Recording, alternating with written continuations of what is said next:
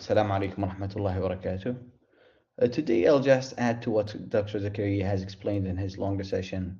I will just focus on two aspects of Microsoft Teams.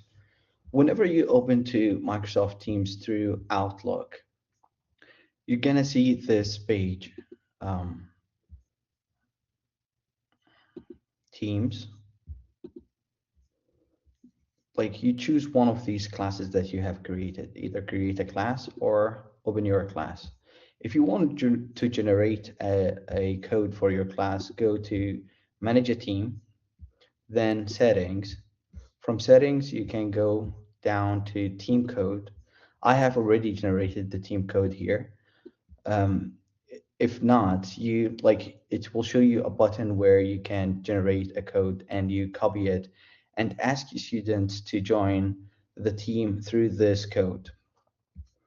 After that, you will receive the pending requests. You will accept your students, just as I've done here with all of these students.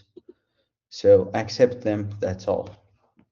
The second thing is how to use speaker progress, or how to create a speaker progress assignment for teachers who are teaching listening and speaking. You go to create.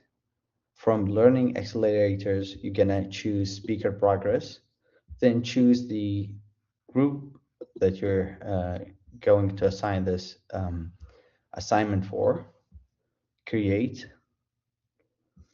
Then you have to choose the criteria in which you want to the AI to record your students: base, filter words, pitch, pronunciation, and so on.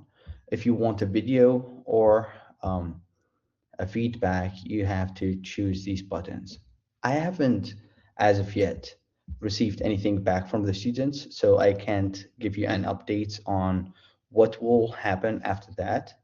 But inshallah, if I have any updates, I'll send you another video. Thank you so much for listening, and that's all.